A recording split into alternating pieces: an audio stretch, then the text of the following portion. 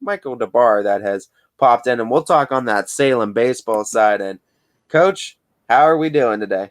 Great. How are you guys doing? Thanks for having me on. We're doing great, and I think the timing couldn't have lined up any better to when we have you on, because your pitcher Gavin WIlms last night did something pretty special against Minerva, if I say so myself, Coach.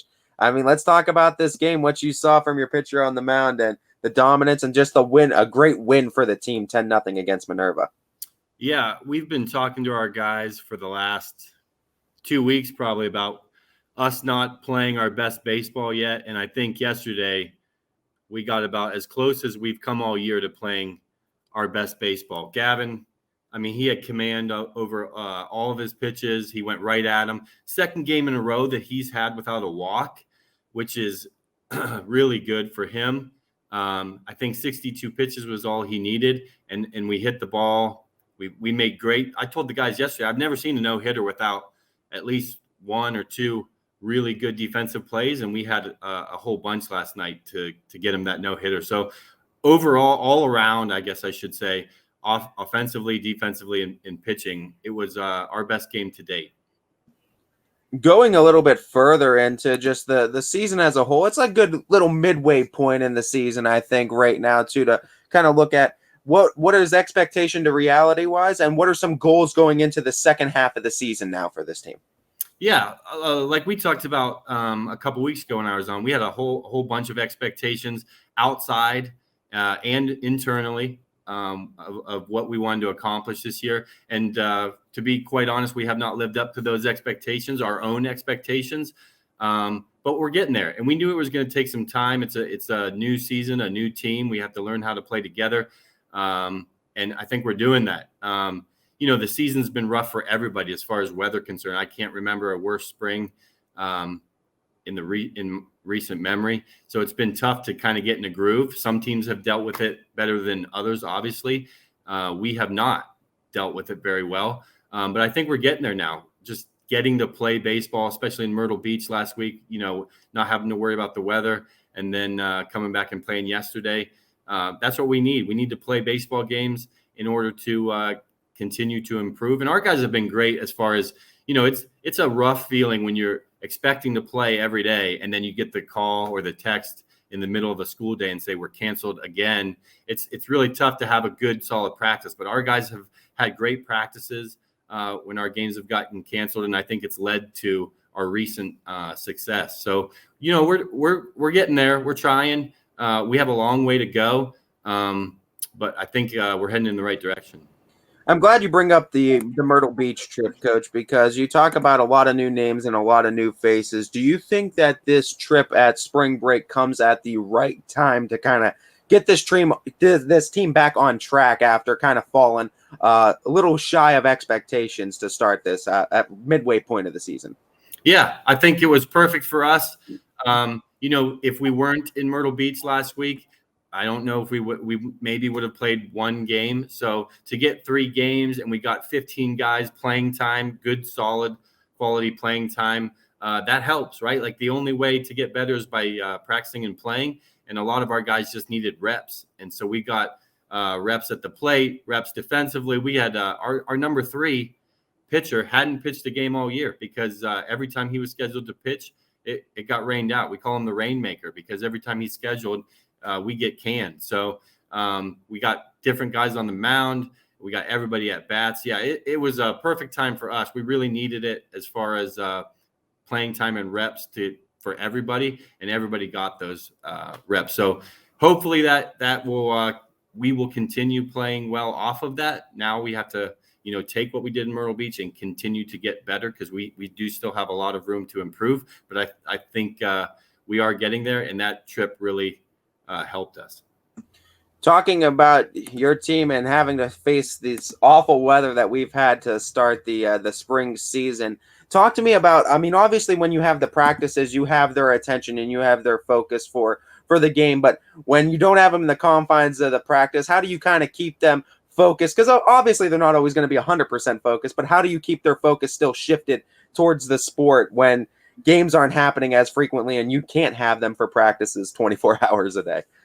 Yeah, I mean, that's tough. It's tough because, like I said, it's even for coaches, when you get that call that say, hey, we're canceled again, it's deflating, right? Like you practice all spring with the promise of games out there to play games, right? Because that's why we do what we do. We want to play baseball games. And then, to have it pulled away from you so often this spring, it's tough. And I know it's tough for those guys.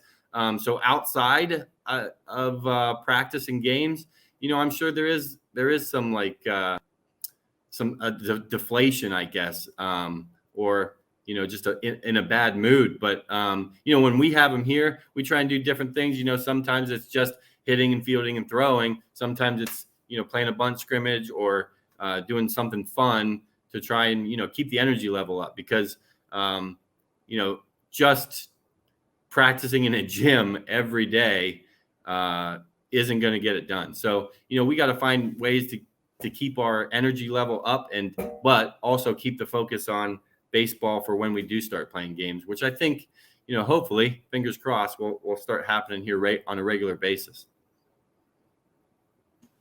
And talking about that, Coach, if I'm not mistaken, I believe you should have a game conference opponent with Carrollton tonight if everything has went chalk, right? I believe so. Nope, that's canceled. What's the word now? Because yeah, so we've been all over the map here today. We were going to go to Carrollton.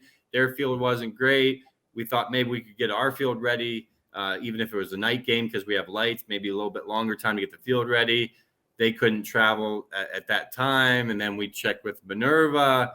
So right now, as we sit here right now, which could change as soon as I get off the computer with you, we're looking to go back to Minerva for a second day in a row. Having the turf, that's a great thing for Minerva there. So they're looking for umpires. If it happens, we'll lose a home conference game, but that's okay. We just want to play baseball.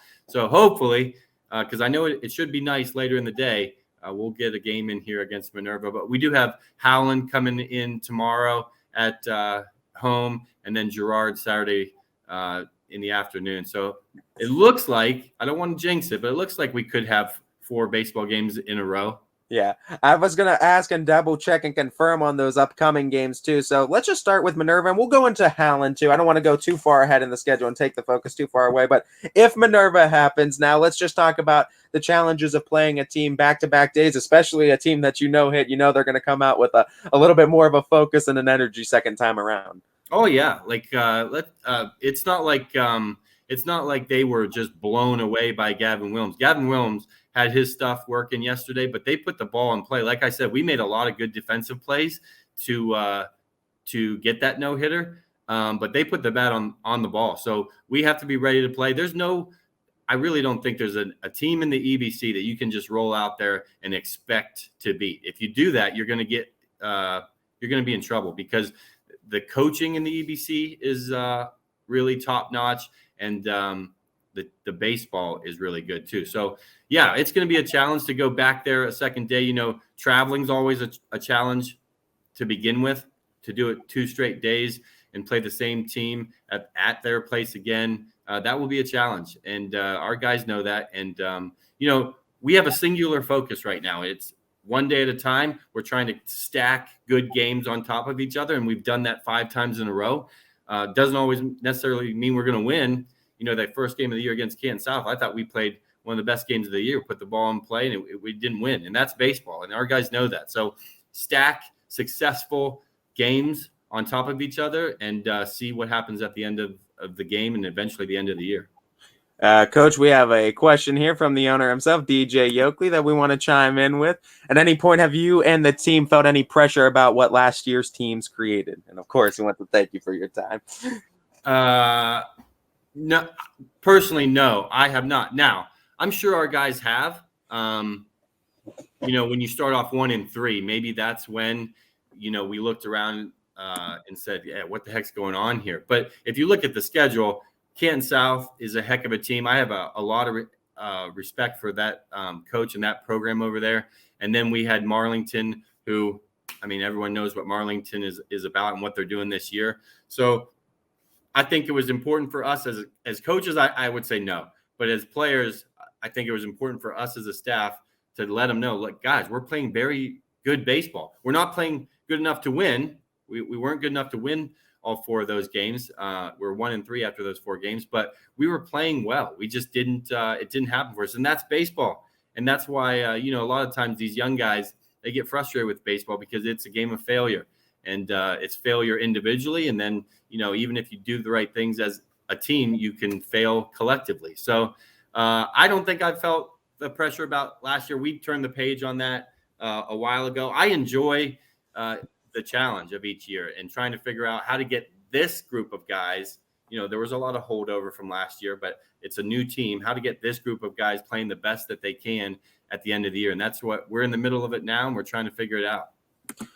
And talking about that too, I wanted to ask you this too. Would you say that this team was trying to maybe find its identity beginning of the season? And if so, what do you think that identity is kind of on track to becoming for the Quakers baseball team? 100%. I 100% agree. At the beginning, we're trying to. Now, we probably, relied on who we were last year, right? Because like I said, we had 12 guys from the 15 that made that run last year. So that's probably where we started. But after that start, we're trying to figure out, okay, what the heck's going on? We're not doing what we want or what we expected of ourselves. Why is that? And yeah, you obviously are trying to figure out, okay, who are we? How do we get to be successful with this group of guys? And I think right now it's solid starting pitching. And it's good, solid defense behind, and then timely hitting. We have to, I don't think you'll ever find a baseball team where 1 through 9, everybody's on fire at the same time, right? People are going to go through slumps. That's just the way the game is. But can we get those timely hits? Can you get a productive out that'll move a runner over? And we weren't getting that at the beginning of the year. We left a lot of people on base offensively, but I think we're getting it now. Runners on second base, 2 outs. We're getting them. We're finding a way to get a 5-hopper up the middle to score them, or we're moving that runner over, or we're taking that extra base when we get an error or something like that. So I think, offensively, we have a lot of talent, but it's not always going to be firing on all cylinders. So we got to figure out a way to get timely hits or make the timely base running plays to help our pitchers out, because our pitchers are going to keep us in pretty much every game that we play in. They have so far. The 3 games that we've lost, the 2 to Marlington were 1-run games. And the one to Kansas South was a 2-run game in which we had the winning run at the plate in the last inning. So our pitching is the strength of this team, but we got to play good defense and get timely hits behind them. Coach, we have a follow-up question too from the owner, and we gotta know this one as well. Is he down there in Myrtle Beach? Is he just sitting on the beach right now firing these questions out? I think he's actually back from the beach. Oh, okay. I think he's back in the cold. Yeah, but if Hollywood wrote the story of the Salem Quaker baseball team, who's playing Mike DeBarr? The early favorite in Vegas is Bradley Cooper right now.